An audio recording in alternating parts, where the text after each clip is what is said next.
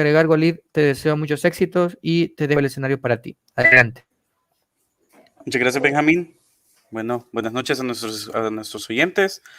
El día de ahora, como ya mi amigo y colega ha presentado, será un tema bastante común en cirugía, colecistectomía, ya sea laparoscópica o abierta.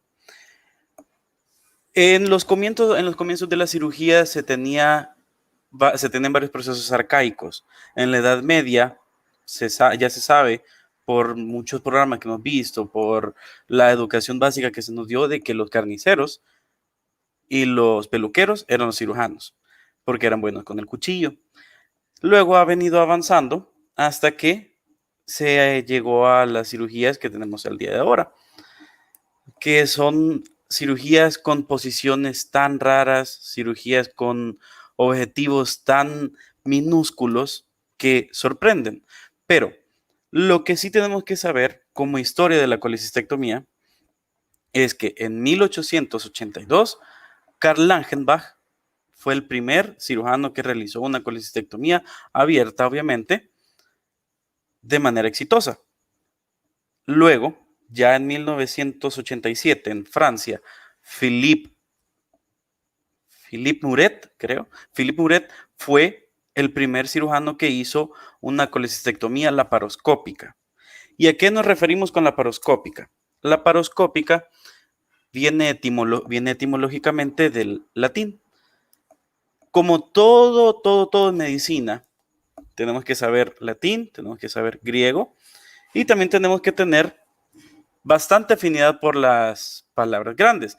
Un médico que tenga hipopotomonstruoestequiotalasofobia es alguien que no puede tener éxito. Esta es la fobia a las palabras largas. Entonces, tenemos que saber bastante de esas cosas. Y tenemos que láparo significa flanco, o sea, partes del abdomen. Tomía es aquel procedimiento en donde se abre cualquier cosa, ya sea una craniotomía, toracotomía, laparotomía. Sin fisiotomía se abre. Y cuando decimos oscopía, es que introducimos un instrumento para ver indirectamente. Entonces, de eso es lo que se va a tratar en parte nuestra presentación de hoy. Esta es la presentación que les traigo. Vamos a verlo en orden. Así que, como todo en cirugía, se empieza con la anatomía. La anatomía de la vesícula biliar. Esta es una víscera hueca que se encuentra por detrás y por abajo del hígado, ya sea que se llama en posición postero-inferior. Como todo en medicina, se tienen bastantes prefijos y bastantes sufijos. En este caso vemos que dice postero-inferior. Eso es la posición que llega a adoptar la vesícula biliar. Puede ser también posiciones anómalas. Hay bastantes posiciones. En medicina se habla de reglas cuasi generales. No se puede decir que todas las mujeres XY tienen útero, porque hay intersexuales, es una excepción a la regla. Y si así es con algo tan contundente como el género, así es también con la vesícula biliar. Hay bastantes posiciones. Ahora vamos a ver su estructura. Como ya les dije, tenemos que saber latín. Y si se fijan, aquí se los he puesto primero en latín y aquí ya Netter nos lo pone en español. Fundus, corpus, infundibulum y colum. Fundus es el fondo. Corpus es el cuerpo de la vesícula. Infundibulum, que es este, que también se le puede llamar saco de Hartmann. Y de ahí está el colum o cuello. La irrigación de la vesícula biliar se da por la arteria cística, que esta es una arteria que viene de la arteria hepática común o de la arteria hepática izquierda. Como les dije, hay bastantes variaciones anatómicas y en estas estructuras anatómicas son más comunes aún las variaciones anatómicas. Entonces se dice que más que todo viene de la arteria hepática izquierda, pero hay pacientes en los que puede venir de la arteria hepática común. El drenaje venoso. El drenaje venoso está conformado por las venas císticas anterior y posterior. Aquí las podemos ver. Esta es la anterior, esta es la posterior. Esto que vemos aquí, esta es ya la posición quirúrgica. Esto es cuando ya estoy haciendo la laparotomía o la laparoscopía, y ya he puesto al hígado en posición de visión de riesgos. Más adelante lo voy a explicar. Esto nos da un esquemita de cómo están las venas con respecto a la vesícula. Y estas drenan directamente al hígado, o sea, forman parte del sistema portal. ¿Qué me refiero yo con el sistema portal? El sistema portal es prácticamente todas las venas del cuerpo van a la vena cava, pero el sistema portal es aquellas venas que vienen directamente de todo el estómago, el intestino delgado, el intestino grueso, el páncreas y también de la vesícula biliar pasan por el hígado, ya que el hígado es el laboratorio del cuerpo, es el que nos da muchas hormonas, es el que nos da muchos productos, muchas proteínas, por lo tanto necesita bastante materia prima, le digo yo, necesita bastante materia prima. Por eso es que primero todos los alimentos tienen que pasar por el hígado. Y a eso me refiero yo con sistema porta. Y la inervación se da por las ramas simpáticas y parasimpáticas del plexo celíaco. El plexo celíaco es aquel que inerva prácticamente a todos los órganos, a todas las vísceras huecas. ¿A qué me refiero con vísceras huecas? Su propio nombre lo dice. Víscera es todo aquello que se encuentra dentro del cuerpo. Y huecas son todas aquellas tubulares, y más que todo las tubulares. Ignorando las arterias y las venas, son el tubo digestivo. ¿A qué me refiero con ramas simpáticas y parasimpáticas? Esto es el sistema nervioso autónomo, el que no controlamos. El sistema nervioso central es el que nosotros sí controlamos. Esto es la vesícula biliar. Ahora vamos con el árbol biliar. Esto es el conjunto de vías intra y extrahepáticas que llevan la bilis a la vesícula biliar y luego al duodeno, a la ampolla de Vater o al esfínter de Oddi. Ya más adelantito lo vamos a ver. Esta es la estructura del árbol biliar. Aquí tenemos la vesícula en posición anatómica normal, por eso les mencionaba posterior inferior. Y en la diapositiva pasada estamos viendo que la vesícula está como por acá. Eso es por la visión de riesgo. Ahora, esto es intrahepático. Esto viene del hígado. El hígado, a través de todos sus procesos, produce algo que se llama bilis. Y esto se drena en el árbol biliar. Ya entrando al árbol biliar, sale del hígado a través del conducto hepático izquierdo, conducto hepático derecho. Este es el conducto hepático común y este es el conducto cístico. En la unión del conducto cístico con el conducto hepático nos forma la vía biliar principal o el conducto cólico. Este es el que ya llega al duodeno, que es la primera porción del intestino delgado. Esto llega al esfínter de Oddi, o a la ampolla de Vater. ¿Qué me refiero yo con el esfínter de Oddi y ampolla de Vater? Forman la misma estructura. Pero imaginemos que así como todo el tubo digestivo tiene dos capas más hacia la luz. Hacia la luz me refiero al centro del tubo. Tiene el esfínter de Oddi, que como lo dice el nombre, es un esfínter, es capa muscular, y afuera está la ampolla de Vater, que es por ponerles nombres. Y estos son el apellido raro que tiene es el apellido del que lo descubrió, o del que lo disecó primero. Entonces, eso es hacia dónde va. Luego, vamos a ver Coinod. Coinod fue un cirujano que ayudó al descubrimiento de que el hígado se puede separar en segmentos para operarlo, ya sea para trasplantes, ya sea para quitar pedazos de hígado, por así decirlo, y estos son los segmentos, se los presento, los segmentos de Coinod. Para los que quieren ser cirujanos, esto es muy importante, ya que prácticamente toda la cirugía laparoscópica y de laparotomía es cirugía general. Entonces es algo por lo que tenemos que pasar. Estos son los 8 segmentos y el segmento 4 se divide en 4A y 4B. Pero esta tabla, si bien es cierto, es tediosa, es necesaria, por eso se los ponía, pero ya viéndolo bien es así. Este es el segmento 1, 2, 3, 4A y 4B. Este es el lóbulo izquierdo.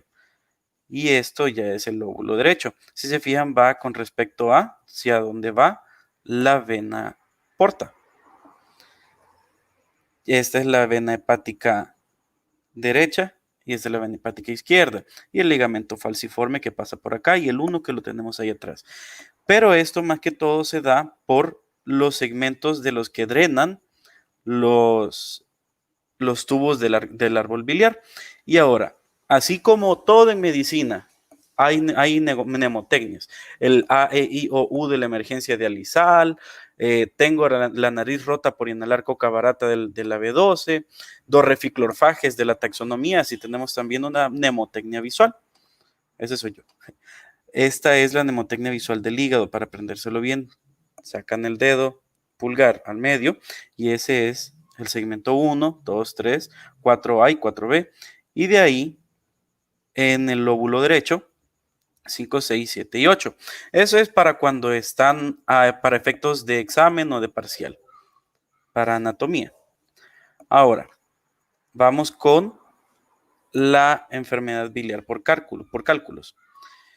Para empezar, la fisiología de la bilis es, este es un líquido conformado por bilirrubina, o sea, pigmentos, ya que estos son pigmentos verdes amarillentos, por ácidos biliares, ya sea el ácido cólico y el de ácido desoxicólico, y por sales biliares.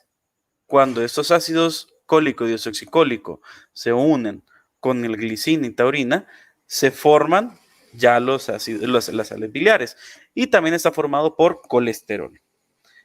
Y esta bilis nos sirve para que las grasas puedan ser absorbidas con más facilidad en el duodeno, ya que en el intestino delgado hay porciones para cada cosa. Que en el píloro se absorbe el calcio, que en tal parte se absorbe la B12, que en otra parte los folatos y así. Entonces en el duodeno se tiene que absorber más que todo las grasas y los azúcares. Pues cuando nosotros tenemos esta bilis, el hígado la produce. Produce alrededor de 500 mililitros al día el hígado. Y esta es la vía principal, si es que no la única, de excreción del colesterol. Pues lo que hace el hígado es que llega todo al hepático derecho, hepático izquierdo, llega al conducto hepático común y pasa al cístico y entra en la vesícula. La vesícula lo que hace es que absorbe y reabsorbe agua, pero no el calcio. Y así se mantiene en un juego de vaivén de solutos. Esta bilis, la vesícula biliar puede llegar a almacenar de 30 a 45, algunos libros dicen 60, Saviston, que es el libro que yo recomiendo para cirugía, dice de 30 a 60. Y como les decía, hay anomalías anatómicas, puede llegar a almacenar hasta 500 mililitros, medio litro de bilis, así como la apéndice vermiforme. El apéndice secal vermiforme puede llegar a medir hasta 30 centímetros. O sea, hay muchas cosas que pueden variar en el cuerpo. Lo que nosotros tenemos que ver es que la concentración de esta bilis es muy variante, pero tiene que tener cierta concentración específica para que no haya ningún problema. Pero cuando empiezan a haber variaciones de estas concentraciones es cuando ya tenemos problema. Y aquí podemos ver. La vesícula biliar contiene de 30 a 60 mililitros de bilis, como les decía, lo que está conformado. Y la liberación postpandrial. ¿A qué me refiero con postpandrial? Palabra que no entiendan, palabra que pregunten, pero yo voy a tratar de explicar todas las palabras raras. La liberación postpandrial de la bilis es debida a la colecistocinina. ¿A qué me refiero con postpandrial? Post, después de, pandrial, comida. La bilis se libera después de la comida. ¿Por qué? Porque el intestino delgado las vellosidades del intestino delgado, al ver que ya está entrando la comida, mandan una señal que se llama colecistocinina. Es una hormona que hace que la vesícula biliar se comprima, porque lo que no les dije es que esta vesícula biliar es muscular, músculo liso, o sea, parasimpático o simpático. Se contrae a través de la colecistocinina y eso hace que haya eyección de dicho producto. Ahora vamos a llegar a donde estábamos, a la fisiopatología. Los cálculos se forman a partir de la éstasis de la bilis, dada por diversos factores, que entre ellos está estar en un grupo etario de avanzada edad, o sea, en el cuarto grupo etario, que es en este país, la OMS ha dicho que la tercera edad, o sea, el cuarto grupo etario, es arriba de los 60 años, o sea, edades avanzadas, ser mujer y otros como pérdida de peso rápido, anemias hemolíticas, o sea, anemias que destruyen los glóbulos rojos de sobremanera. El glóbulo rojo tiene que vivir hasta 120 días y hay anemias que lo destruyen en 30 a 40 días. Entonces, esta destrucción de glóbulos hace que haya más bilis de la que se puede procesar y cambia así la solubilidad dentro de la bilis. Y eso es lo que les quiero mostrar aquí. Este es el triángulo de la solubilidad. En toda la carrera no he encontrado un triángulo aparte de este. Vemos que son 3 componentes: colesterol, lecitina y sales biliares. Aquí, en esta área, es donde nosotros podemos ver que hay primera fase, o líquido micelar. Este líquido micelar es el que nosotros buscamos. Nosotros buscamos de que este líquido micelar, o sea, que hace micelas, que hace que la bilis rodee a los lípidos y haga una micela. Esto es una micela. Entonces, aquí en esta concentración, en este porcentaje de sales biliares del 40 al 100%, menos del 15% de colesterol y del 80 al 100% de lecitina, es lo que nosotros buscamos. Ya arriba es cuando ya hay problema. Aquí tenemos que hay 2 fases, cristales y líquido. Aquí es trifásico, cristales líquidos y líquido.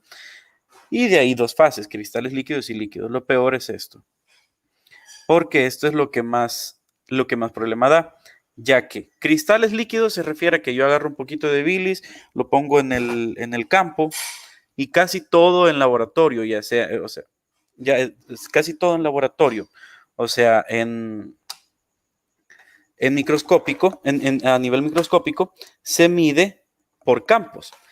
Se dice de 20 a 25 por campo, de 30 a 35 por campo, más de 100 por campo y así. Entonces, cuando yo digo cristales líquidos, es que solo son cristales microscópicos. Se salió, perdón. Es que solo son cristales microscópicos. Entonces, cuando yo digo cristales, es que ya son cristales que no solo a nivel microscópico, sino que se van agregando más y más y más.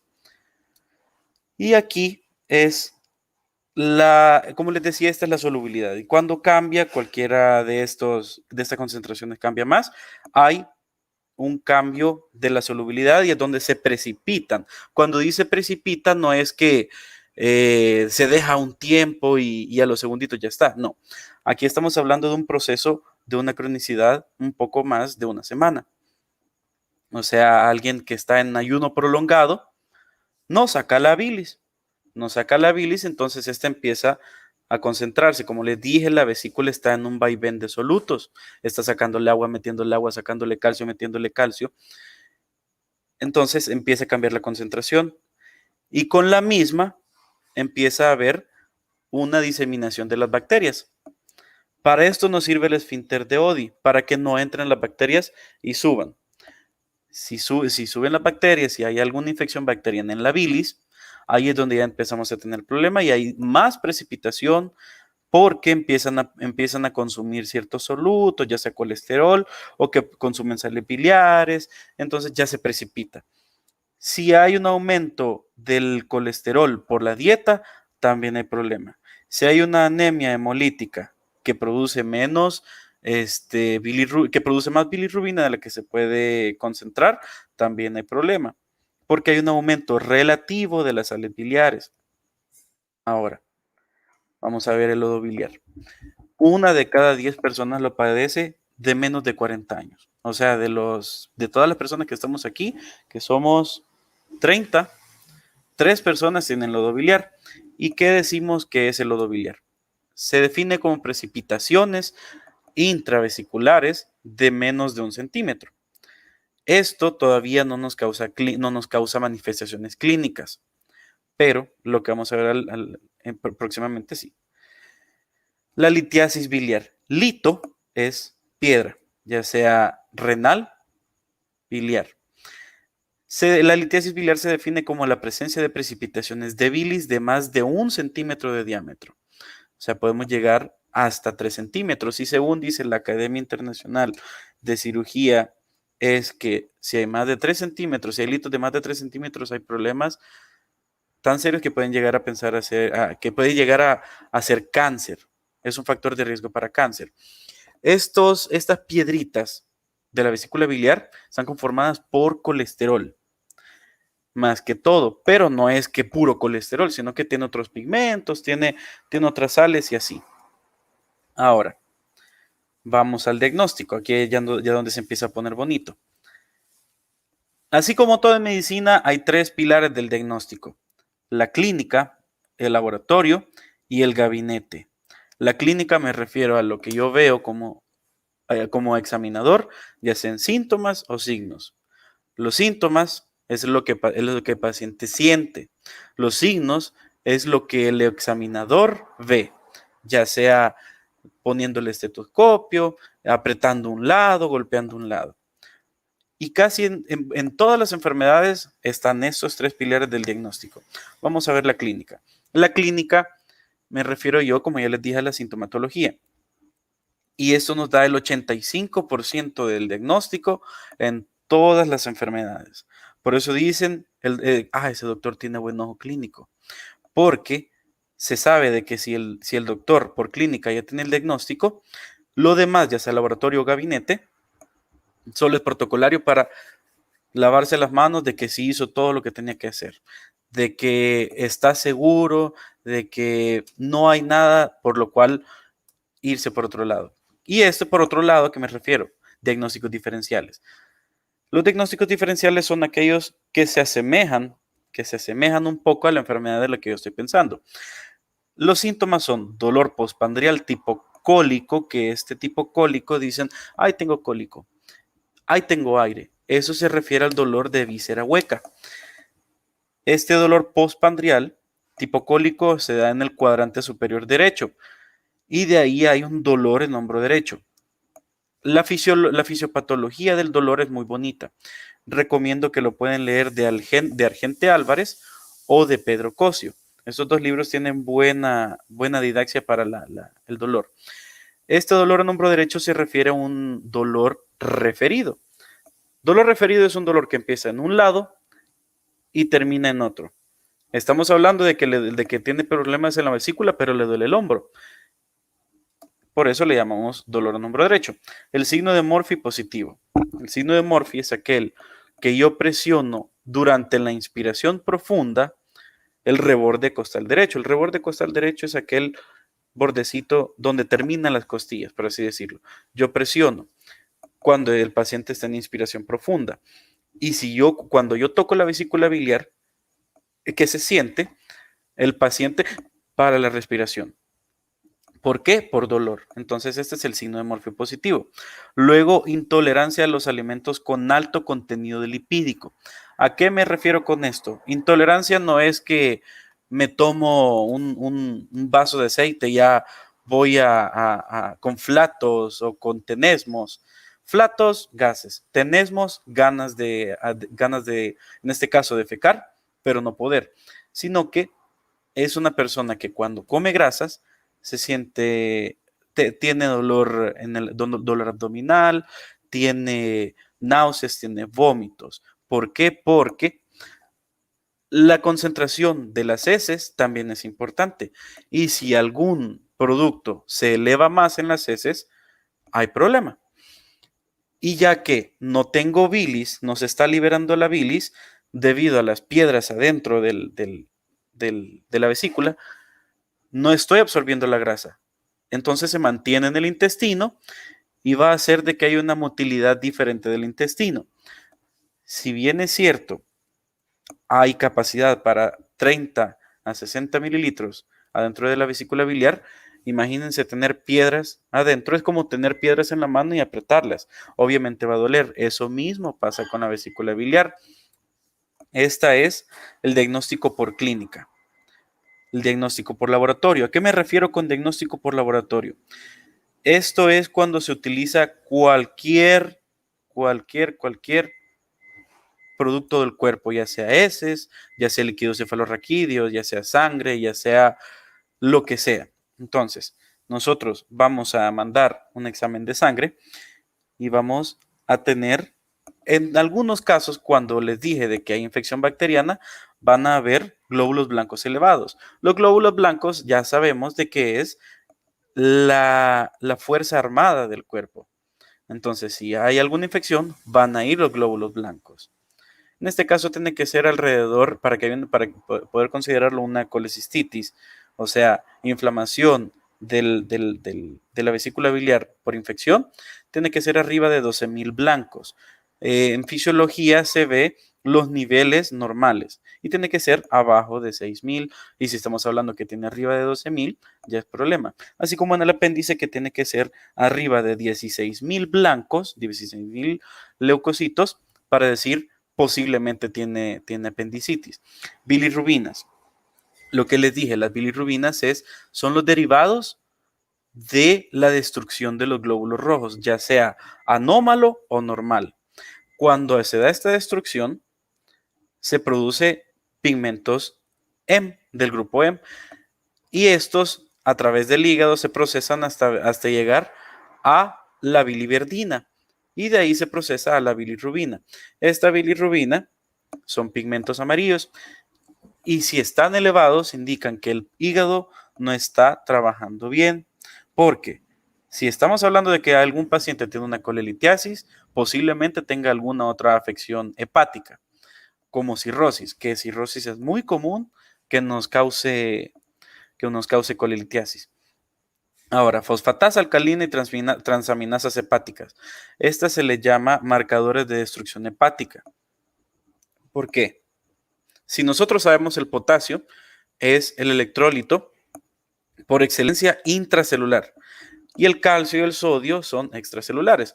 Así también hay enzimas intrahepáticas, que si están elevadas en la sangre, eso quiere decir de que el hígado se está destruyendo. Los hepatocitos se están destruyendo y salen todas esas enzimas a la sangre. Y de ahí marcadores tumorales. Como les dije, el litos de más de 3 centímetros es factor de riesgo para cáncer, ya sea hepático o vesicular. Pero esto, el examen de laboratorio, es para descartar otros problemas, pero no es tan importante en la colelitiasis. Lo que sí es importante en la colelitiasis, como les dije, es la clínica, pero también los exámenes de gabinete. Los exámenes de gabinete, ¿a qué me refiero con estos? Son exámenes de imagen, aquellos en los que yo no voy a tomar algún producto del cuerpo, sino que yo voy a pasar algún rayo, sonido o cualquier fuerza física para yo poder ver cómo reacciona el cuerpo ante esta. La ecografía transabdominal es por excelencia el examen de gabinete diagnóstico para la colelitiasis. ¿A qué me refiero yo con esto de por excelencia? Se le llama como gold standard. El gold standard es aquel examen que sí o sí me va a dar el diagnóstico, me va a corroborar el diagnóstico, porque tiene una sensibilidad y especificidad elevados. ¿Qué es esto de sensibilidad y especificidad? Es la capacidad que tiene un examen para ver si es o no es. Y cómo me lo aprendí yo. Sensibilidad es la capacidad para ver enfermos. Y especificidad es la capacidad para ver sanos. S de sensibilidad con E de enfermos y E de especificidad con S de sanos. Así fue como me lo aprendí yo, es otra mnemotecnia.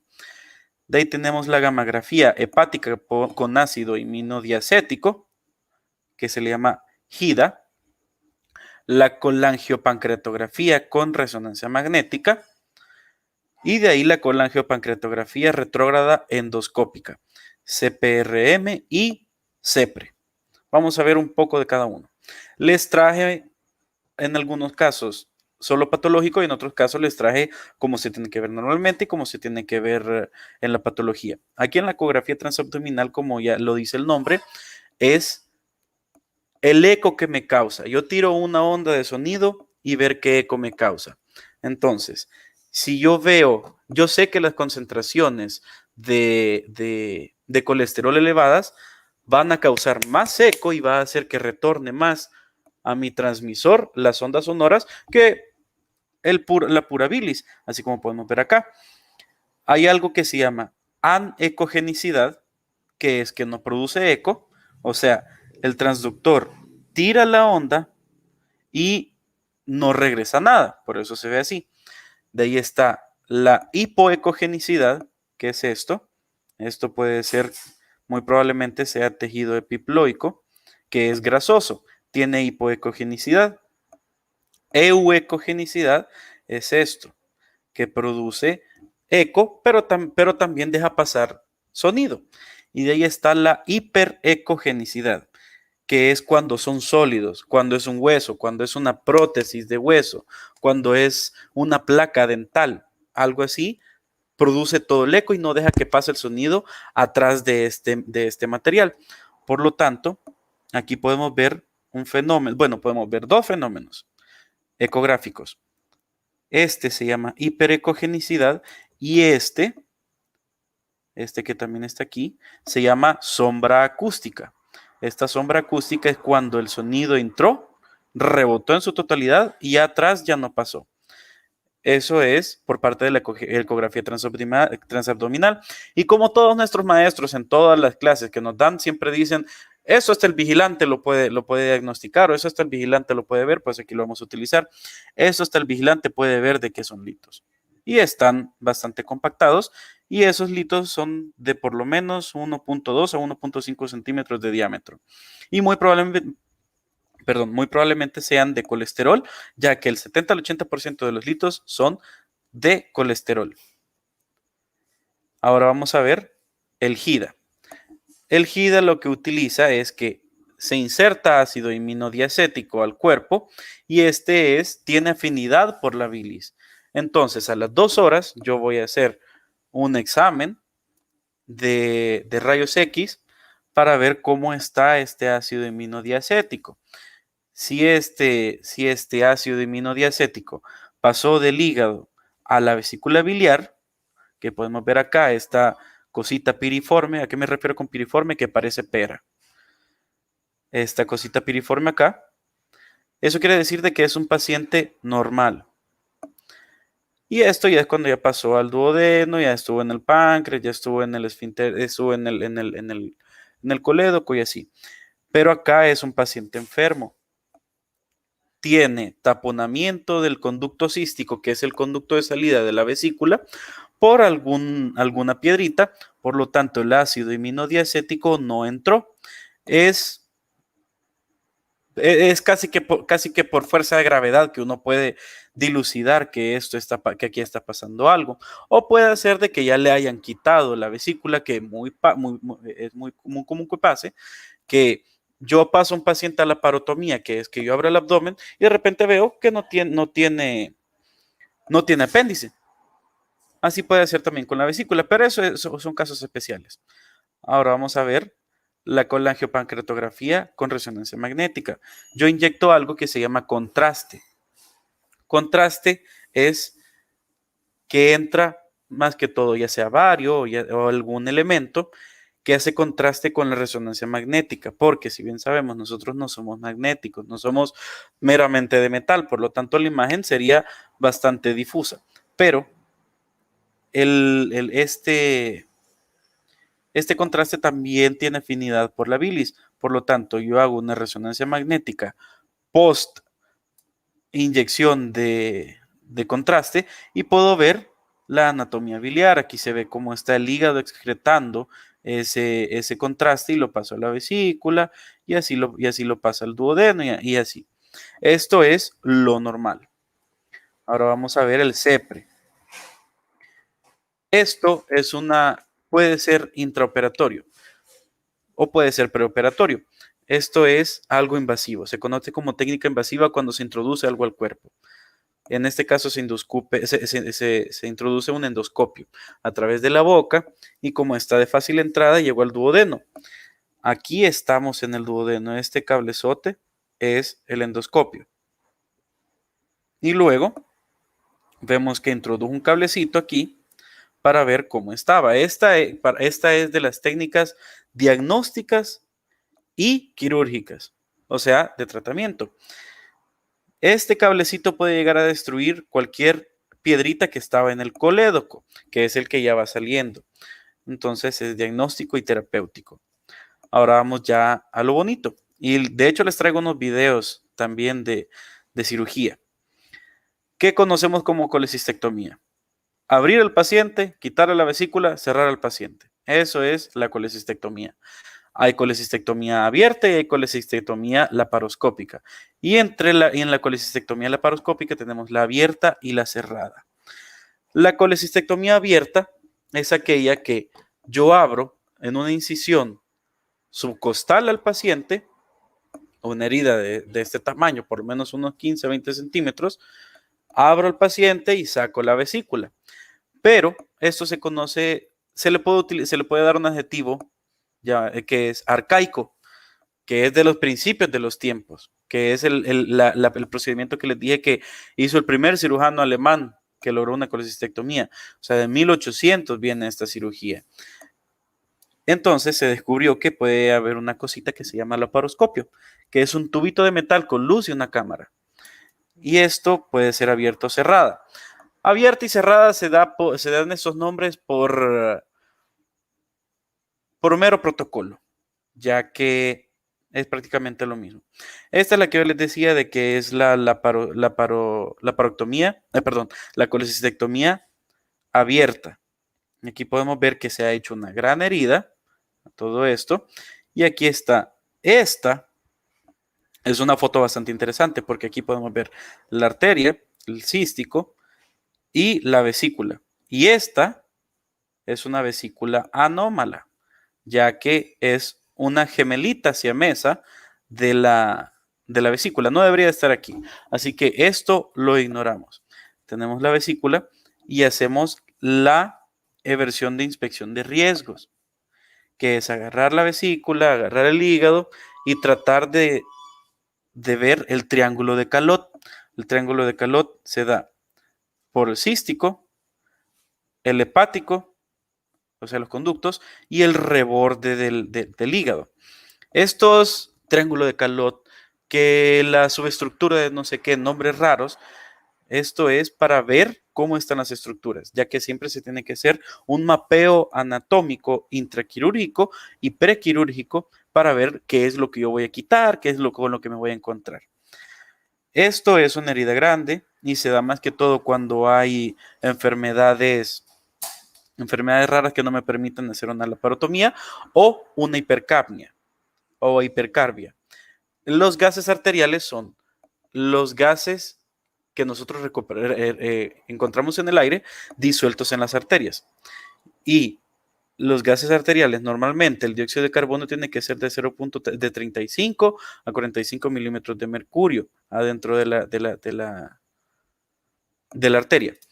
Pero si tenemos algún paciente que tenga arriba de 45, no podemos hacer una laparoscopía, porque lo principal de la laparoscopía es que se le introduce dióxido de carbono al cristiano en el abdomen. Y aquí lo podemos ver. Técnica quirúrgica en la cual se introducen de 3 a 4 trocares, que es esta cosita que la enfermera tiene en su mano. O sea, es un puerto en diferentes puntos del abdomen. Aquí esta foto está bastante interesante porque aquí podemos ver los trocares, las tapas de los trocares y los instrumentos a utilizar. Este trocar es Más adelante lo vamos a ver en los videos que les traigo.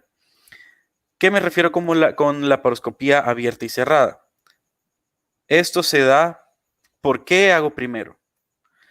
En la abierta yo lo que hago es que hago las incisiones y en la periumbilical yo lo que hago es que ingreso de un solo un trocar y empiezo a insuflar el dióxido de carbono. En medicina se miden las presiones en 2 unidades, en milímetros de mercurio y en centímetros de agua. Y se dice que 1 milímetro de mercurio es, que la presión intraabdominal, perdón, en milímetros de mercurio tiene que ser de 4 a 5 o de 4 a 6 y en centímetros de agua tiene que ser de 6 a 8. Es solo por hacer una conversión. Y para hacer una laparoscopía tiene que llegar de 12 a 15 centímetros de mercurio para que haya crecido lo suficiente y que el cirujano tenga suficiente espacio. La abierta primero se entra un trocar y de un solo se mete el dióxido. Y en la cerrada, primero se hace una herida umbilical, introduzco una agujita, que les voy a enseñar un video que cabal se ve eso, se introduce una agujita y en esa agujita se empieza a insuflar. Se espera que se insufle todo y luego se introducen los trocares. Ahora, vamos a ver los videos que les traigo. Permítanme. Tengo anotado aquí los minutos que les quiero enseñar.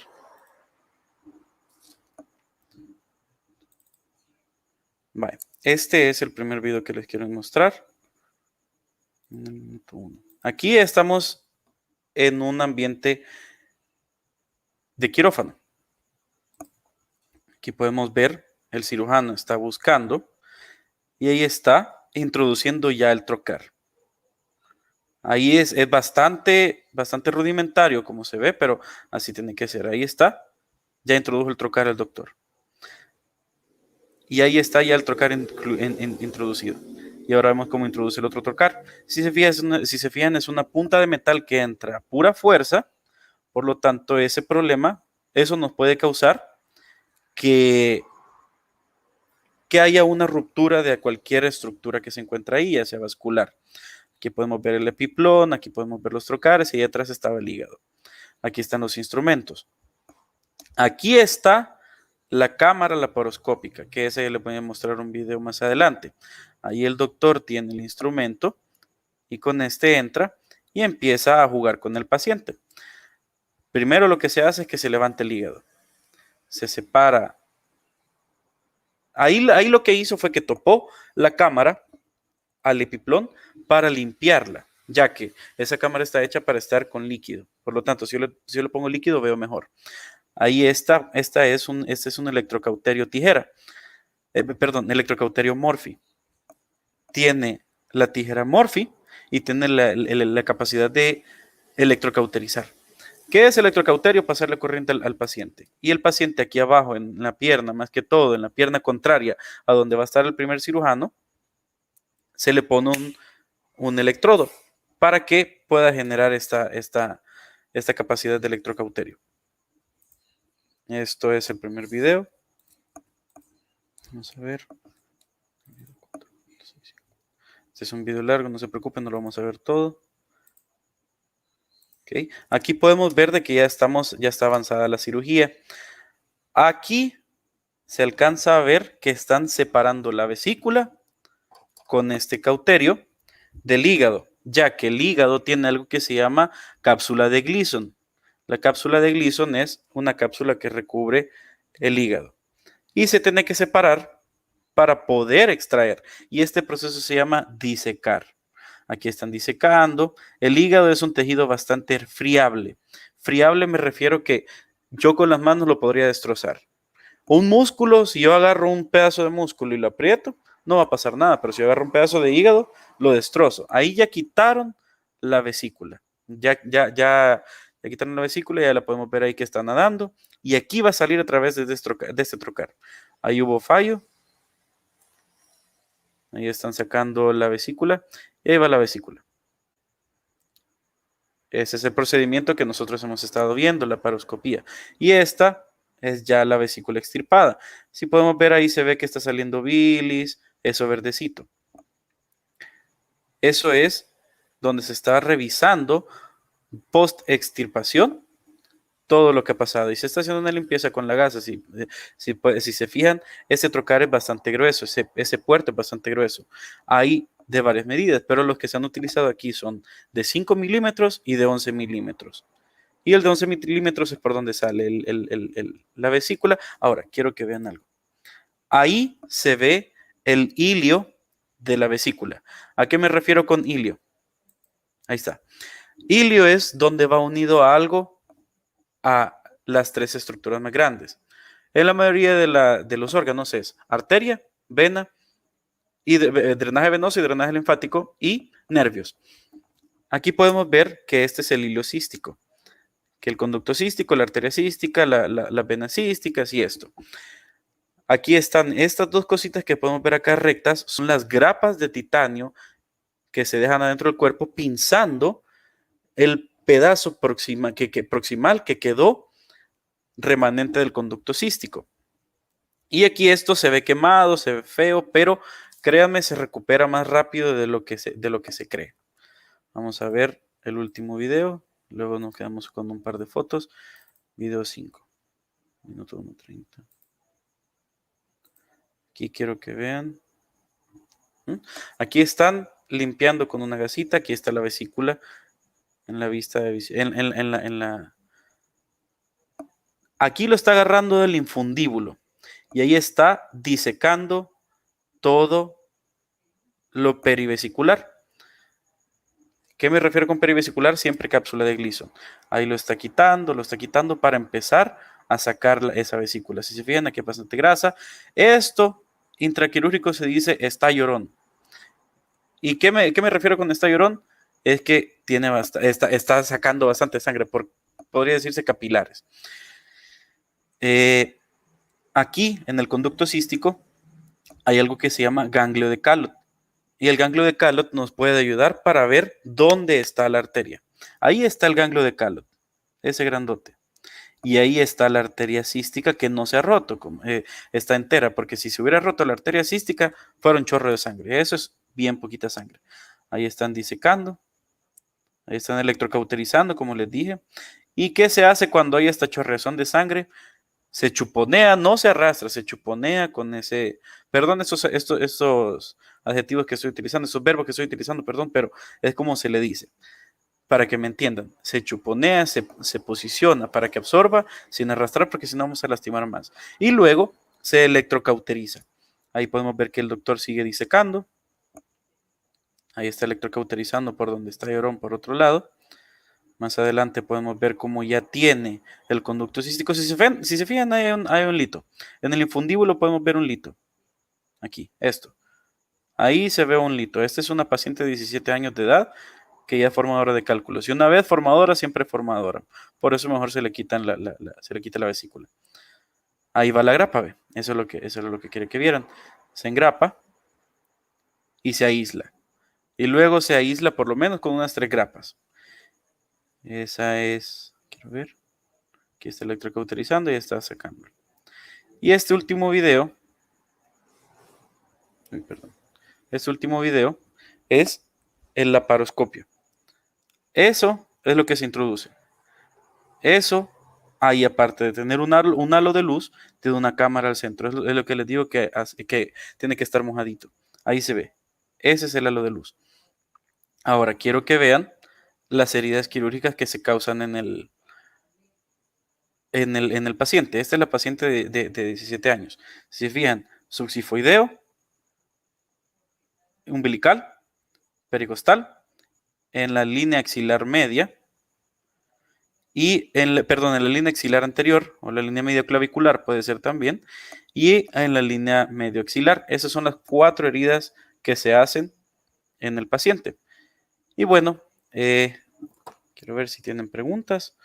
Eso ha sido todo por la presentación. Déjenme ver si hay preguntas. Benjamín. Sí, correcto. Walid, de verdad, ¿me oís bien? ¿Se oye bien? Te oigo.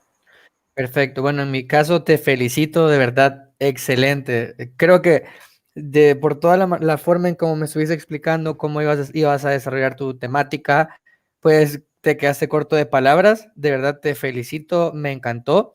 Y sobre todo esa correlación, ¿verdad? Que no es lo mismo solo abordarlo teóricamente que ya efectivamente ver cómo se hace en la práctica. Por mi parte, mil gracias y como les he dicho a todos, las puertas para cualquier tema que de tu interés, bienvenido sea. Así que ahorita habilito la parte de comentarios para que puedan dejar cualquier pregunta que quieran hacer con respecto a la temática abordada, para proyectársela aquí a mi amigo Walid. Muchas gracias, Benjamín. Pregunta de MPP 98.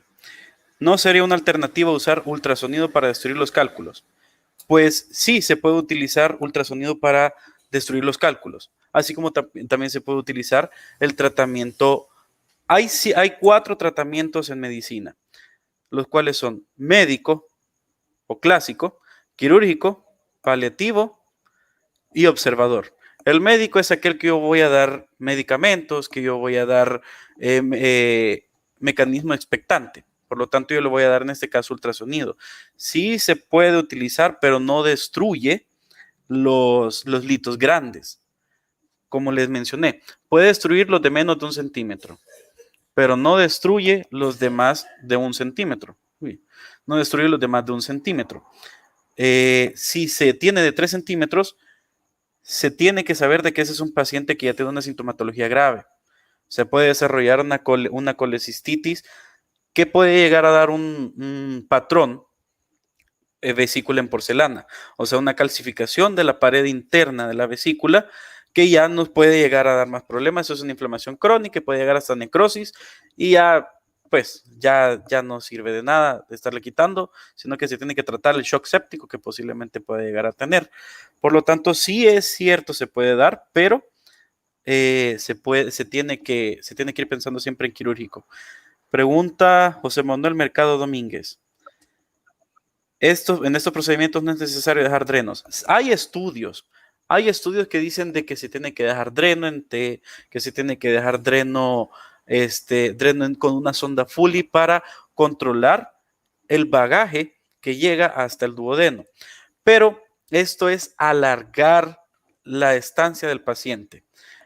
Si bien es cierto, nosotros decimos que esta es una cirugía ambulatoria, entonces mantengamos la ambulatoria. Ambulatoria es de que yo llego y a la tarde ya salgo. Si yo le dejo un dreno, ese paciente va a tener que estar regresando, pero sí puede ser recomendable dejar drenos. Pero hay estudios que dicen que no. Entonces, si yo confío en mi técnica, si yo confío en mis manos, que en el nombre de Dios, las manos de los cirujanos son buenas, de las que tenemos aquí, de las formadas en las universidades de El Salvador y en los hospitales de El Salvador, confíen en su técnica. Y si se confía en su técnica, no voy a estar dudando. Y si hay complicaciones postquirúrgicas, pues en el nombre de Dios no va a pasar. Y eso es como se tiene que pensar. Se tiene que confiar en uno, confiar en el asistente, ver la sintomatología del paciente, ver las metabolopatías del paciente, ver si ese paciente cicatriza lento, cicatriza rápido y así. Quiero ver más preguntas. Al momento, no, Walid, no hay preguntas. Benjamín, ¿alguna pregunta que tú tengas que se te ocurra para que los oyentes aprendan más? No, realmente, bueno, desde la perspectiva de cirugía general, yo que creo, no sé si te había comentado que había estado revisando bibliografía de Chile. Entonces, y abordaste bien la parte imagenológica, bien bonito cómo explicaste qué es lo que espera ver, ¿verdad? En la diferente alteración y el ejemplo que diste de la vesícula doble, ya realmente estuvo súper genial, me gustó Sí, mucho. Y al momento no, no, hay para mí otra no queda pregunta. ninguna otra pregunta. Aquí sí te hacen una, ahorita te la Sí, proyecto, dame un segundito. ok. Aquí Jennifer Choto, buenas noches, excelente ponencia, una consulta. Y en el caso de haber cálculos en el colédoco, Ok, les voy a poner la diapositiva que les mostré, que eso es, podemos ver bastante claro lo que se hace cuando hay coledocolitiasis. Ahorita, si bien es cierto, el tema era colecistectomía, también se puede dar una coledocolitiasis, ya que el conducto cístico puede ser que le dé cabida a una piedrita y se salga y llegue al colédoco. Entonces, esto ya deja de ser colecistectomía per se y pasa a ser, perdón, coledocolitiasis. Y eso lo podemos ver aquí en gabinete, perdón, aquí, gabinete, en el CEPRE. Aquí se introduce el endoscopio y luego este coil, este cablecito, llega y se introduce en la ampolla de váter y se introduce en el colédoco y a veces hasta llega al hígado. Porque la vía hepática es algo así chiquita, es unos 10 centímetros, entonces, en la mayoría de casos. Entonces, ese cablecito, aparte de ir viendo cómo está el colédoco, va destruyendo los litos que están en el colédoco. Por lo tanto, como les mencioné, si es una técnica diagnóstica así como terapéutica. Si yo tengo una coledocolitiasis, perdón, fallé, no le puse nombre cuando lo dije, pero si yo tengo una coledocolitiasis cuando estoy operando, cuando estoy haciendo una CEPRE, ahí mismo la destruyo. Eso es lo bonito cuando les digan, esta técnica, aparte de diagnóstica, es terapéutica. Cuando escuchen eso, sepan de que ese es un milagro que nosotros lo tengamos. Es una bendición de Dios que nosotros tengamos eso. Sí, correcto. Okay. Siempre pregunta de examen o pregunta de rotación, que sepan qué significa CEPRE, ¿verdad? Pero ya lo Sí, explicaste bien. Siempre preguntan qué es CEPRE. sí, siempre preguntan, es cierto. Y siempre preguntan qué tamaño tiene la vesícula de 6 a 7 centímetros. ¿Cuánto le cabe a la vesícula de 30 a 60 mililitros? ¿Cuánto produce el hígado? Hasta 500 mililitros al día. Esta presentación la tengo en Prezi, la tengo en PDF y la tengo en PowerPoint, pues si no funcionaba una. Con gusto se contactan con Benjamín o conmigo, yo se las paso. Tengo una biblioteca de 40 gigabytes de medicina que también se las puedo compartir. Es una cuenta en Mega, creo que es. Se pagan $5 al mes. Ahí está. Vale la pena. Yo la tengo. Se la puedo pasar mi correo, mi contraseña. Son 40 gigas y se las puedo pasar. Otra pregunta. En el caso del lito, Aquí, puede llegar al intestino, puede provocar una obstrucción intestinal. Ok, gracias por esta pregunta y vamos a contestarla. Si bien es cierto, los litos pueden llegar a ser hasta 3 centímetros o más, que salga de la ampolla de váter y del esfínter de Oddi, está yuca. Y si ya, o sea, y si ya sale del esfínter de Oddi, ya pasó al intestino. Y ya cuando pasa al intestino, el intestino tiene una luz por lo menos de este grosor. Y una piedrita de 3 centímetros sale. Lo que sí puede pasar, por lógica, es que se deshace porque estamos hablando de que está en el duodeno, apenas va empezando en el tubo digestivo. Se deshace y ahí quedó. Lo que sí nos puede causar problemas es cuando hay una impactación, ya sea en el cístico, en el conducto cístico o en el infundíbulo, que se pega el infundíbulo, o en la ampolla de váter, que es cuando hay un ensanchamiento de la luz de todo el árbol biliar. Y eso tiene un nombre, cuando se impacta en el infundíbulo y luego se pega en el cístico, eso se llama síndrome de Mirizzi. El síndrome de Mirizzi es algo poco común, pero es bastante grave. Ya en cierto punto puede llegar a causar una fístula. Fístula es que hay comunicación anómala entre un espacio y otro. Crea una fístula, entonces hay salida de la bilis, hay bilioperitoneo, ya se pinta el peritoneo, puede haber una salida de bacterias, peritonitis, y el cristiano lo enterramos y el sepelio. Entonces hay que tener bastante cuidado con esto. perfecto. Aquí se nos escapó una preguntita. Ahorita te la Dime. proyecto. Creo que de Melissa Coto. Aquí está. En el CEPRE, ¿cuál es la concurrencia de pancreatitis y cuál es el abordaje? Ok, como ya sabemos, pancreatitis hay varios tipos. Y la pancreatitis es un abordaje meramente quirúrgico, pero a la vez del médico. El cirujano tiene que ser un medicino por excelencia. Entonces, si alguno de ustedes, esto como un paréntesis, si alguno de ustedes piensa ser cirujano, siempre tenga la Harrison bien actualizada en su teléfono o compren la Harrison y siempre estén leyendo. Pero ese es el problema, ese es un problema del CEPRE. No hay panacea. ¿Y a qué me refiero con panacea? Panacea es algo que solo tiene beneficios y no tiene ningún efecto adverso. No hay panacea. El CEPRE, bueno, el CPRM, como tiene que ir con contraste, puede haber reacción al contraste.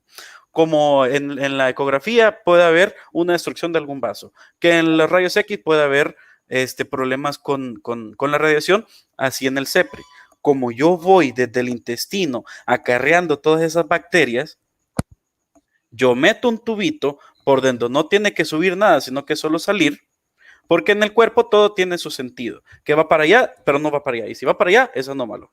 Entonces, como yo voy metiendo ese tubito, hay una posibilidad del 15 al 17% de desarrollar pancreatitis, ya por el CEPRE.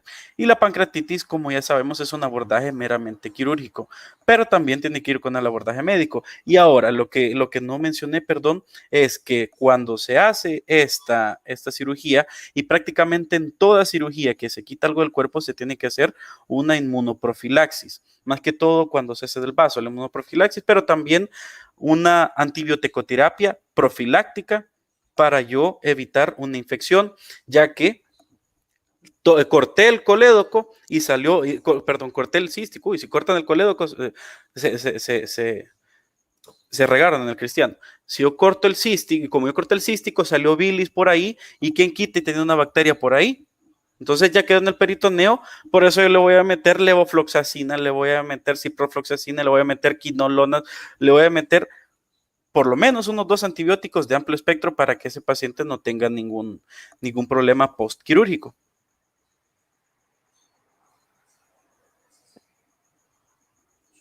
Perfecto, ¿Alguna otra Walid. pregunta? Muchísimas gracias. Al momento creo yo que ya no hay otra pregunta. No hay ninguna Ok, en el vivo. Creo que de verdad lo has explicado bastante bien, a pesar de ser un abordaje general, pues básicamente ya como que fuera especialista y te felicito, de verdad te felicito, muy bonito, muy académico y pues nada más gracias. Creo que hablo por todos, aquí te agradece mucho la exposición, lo hiciste muy bien y muchas gracias, muy buena ponencia. Creo que es el mensaje como factor común de todo esto. Así que creo que al momento ya no hay ninguna otra pregunta. Por mi parte te agradezco el tiempo, la dedicación, se ve el esmero que le has colocado al tema, a tu temática de esta noche. Y pues como te dije, las puertas a cualquier otro tema que quieras preparar, bienvenido sea, ¿verdad? muchas gracias, Benjamín, por el espacio que me has dado, y gracias por las preguntas que me has dejado. Eso sería todo, creo.